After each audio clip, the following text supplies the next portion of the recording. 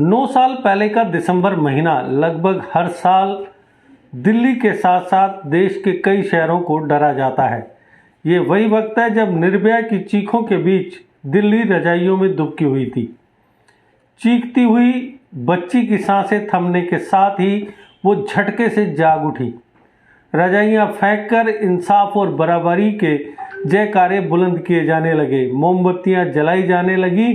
एक बीत चुकी बच्ची के लिए इंसाफ का तो पता नहीं, लेकिन कानून जरूर बराबरी की तरफ धीरे धीरे कदम बढ़ा रहा है। दर्शकों, जेके अपडेट प्राइम टाइम में मैं प्रशांत भारद्वाज आपका स्वागत करता हूं। आज के प्राइम टाइम में हम चर्चा करेंगे स्त्री पुरुष के बीच का फासला कम करने के सरकारी कदम के बारे में।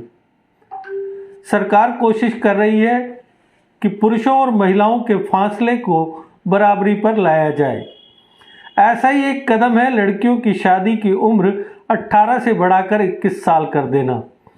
लेकिन क्या सिर्फ शादी की उम्र समान होने से स्त्री पुरुष के बीच का फासला पड़ सकेगा? नहीं, बराबरी नाम के मुल्क तक पहुंचने के लिए अभी हमें 7 समंदर और 14 पहाड़ पार करने होंगे। केंद्रीय मंत्रिमंडल ने लड़कियों की शादी की मिनिमम एज लिमिट 18 साल से बढ़ाकर 21 साल करने के प्रस्ताव को मंजूरी दे दी है। उम्मीद की जा रही है कि इससे संबंधित विधेयक मौजूदा विंटर सेशन के दौरान ही संसद में पेश कर दिया जाएगा। अभी लड़कियों की शादी की उम्र 18 साल और लड़कियों की 21 साल फिक्स है। मिनिमम एज लिमिट में बदलाव का यह फैसला जया जेटली कमेटी की सिफारिशों के आधार पर किया गया है।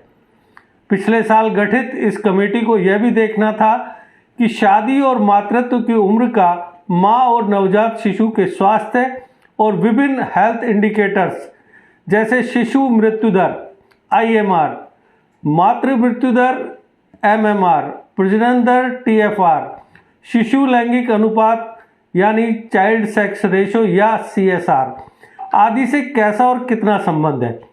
चूंकि कमेटी की रिपोर्ट को सार्वजनिक नहीं किया गया है, इसलिए यह साफ नहीं है कि इन पहलुओं पर कमेटी की क्या राय बनी है। लेकिन इतना जरूर है कि उसने लड़कियों की शादी की उम्र को लड़कों के बराबर करने का सुझाव दिया है। अपने आप में यह सुझाव भी काफ़ी प्रोग्रेसिव है। आज जब हर क्षेत्र में लड़कों और लड़कियों को लेवल प्लेइंग फील्ड मुहैया कराने की कोशिशें की जा रही हैं, तब कोई कारण नहीं कि विवाह की मिनिमम एज को लेकर दोनों में भेदभाव खत्म किया जाए। 18 साल की उम्र तक कॉलेज की पढ़ाई भी पूरी नहीं होती। ऐसे में अगर लड़कों को अपनी पढ़ाई पूरी कर खुद को अच्छी नौकरी के लिए तैयार करने का मौका मिलता है, तो लड़कियों को 3 साल पहले ही शादी के झंझट में डाल देने की वकालत भला कैसे की जा सकती है। फिर भी यह मामला यहीं तक सीमित नहीं है। विभिन्न धार्मिक समुदायों के पारंपरिक रिवाजों और पर्सनल लॉ के प्रचलित प्रावधानों के परस्पर विरोधी स्वरूप इस एकरूपता में आड़े आते हैं। इसलिए समझा जाता है कि लड़कियों की वैवाहिक एज लिमिट बढ़ाए जाने संबंधी इस विधेयक के साथ विभिन्न पर्सनल लॉ में संशोधन का भी प्रपोजल लाया जाएगा। इसी पॉइंट पर यह भी ध्यान रखने की जरूरत है कि ऐसे मामलों में कानून और समाज की बदलती मानसिकता के बीच का अंतर बेहद अहम होता है। कानून को समाज की बदलती सोच की अगुवाई करनी चाहिए, लेकिन दोनों में ज़्यादा फासला नहीं बनने देना चाहिए, वरना कानून पर अमल करना मुश्किल हो जाता है। नेशनल फैमिली हेल्थ सर्वे 5 के ताज़ा आंकड़ों की बात करें तो legal minimum age limit fix होने के बावजूद 2019 से 2021 के दौरान 20 से 24 साल की 23.3% महिलाएं ऐसी रही जिनकी शादी 18 साल से कम उम्र में की जा चुकी थी। साफ है कि चुनौती सिर्फ कानून के प्रोविजंस को बेहतर बनाना नहीं, बल्कि शिक्षा और आर्थिक विकास के जरिए समाज में उन कानूनों पर अमल के हालात पैदा करना भी जरूरी है। आप कल्पना कीजिए कि 21 साल या उससे ऊपर की एक लड़की दूसरी जाति या मजहब में प्रेम करती है। ये जोड़ा शादी के लिए परिवार की इजाज़त चाहता है। परिवार मामूली जांच पड़ताल के बाद शादी को हरी झंडी दे देता है। दोनों पक्ष खुशी खुशी हल्दी चंदन लगवा लेते हैं। लड्डुओं के बीच खुशगपियाँ चलती हैं और जस्ट मैरिड की सजीली कार में बैठकर दुल्हन की रंगारंग विदाई हो जाती है। ये तो हुई आदर्श स्थिति, लेकिन दूसरी स्थिति एकदम अलग है। यहाँ लड़की के प्रेम की बात सुनते ही परिवार ऐसे भड़कता है जैसे प्यार ना हो, देशद्रोह का सुराग मिल गया हो। कूटम कुटाई के बाद लड़की को कमरे में बंद कर पूरा परिवार योग्य दूल्हे की खोज में जुट जाता है। लड़का शराब की कुल्लियाँ करता हो, नकारा हो या आवारा हो, सब चलेगा, बस किसी तरह से अपनी नाक कटने से बच जाए।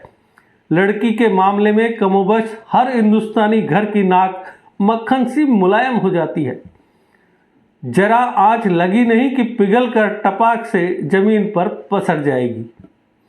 दूसरी जाति या समुदाय में प्रेम या विवाह करने वाली लड़कियों को परिवार की इज्जत यानी ऑनर किलिंग के नाम पर बलि चढ़ा दिया जाता है।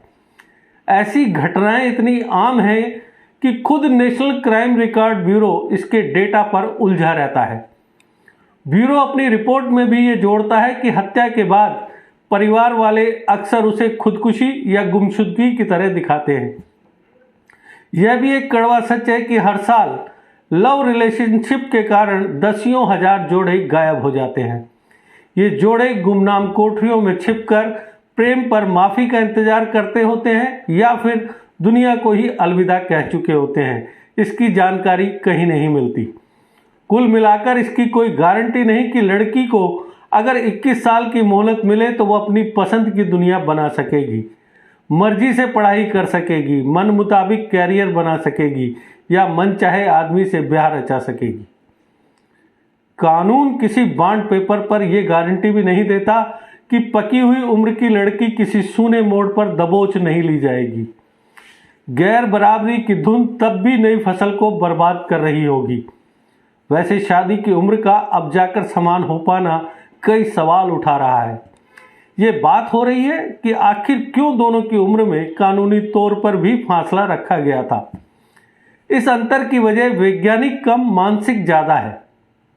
शादीशुदा रिश्ते में उम्र का ये फर्क हमेशा से गैर बराबरी की मिसाल रहा है। 18 साल का होते होते स्कूल खत्म होता है। जब लड़के अपने दोस्तों के साथ कॉलेज की तैयारी में होते हैं, वहीं उनकी हमउम्र की बच्चियां क्लिनिकों में चक्कर लगा रही होती हैं। जब लड़के कैरियर बना रहे होते हैं, लड़कियां अपने बच्चों को पाल रही होती हैं। अब कानूनी तौर पर उम्र का ये फासला मिट जाएगा, लेकिन यही काफ़ी नहीं। औरत मर्द को एक ज़मीन पर लाने के लिए हमें लंबा रास्ता तय करना है। तो दर्शकों, आज के प्राइम टाइम में बस इतना ही। कल फिर किसी नए मुद्दे पर आपसे करेंगे चर्चा। तब तक दीजिए इजाजत। नमस्कार। जीके अपडेट रहे हमारे साथ। अगर आप ये वीडियो YouTube पर देख रहे हैं तो हमारे YouTube चैनल को सब्सक्राइब करें और बेल आइकन को क्लिक करें। अगर आप ये वीडियो Facebook पर देख रहे हैं तो हमारा Facebook पेज लाइक जरूर करें। For advertisement please contact 705-109-1811।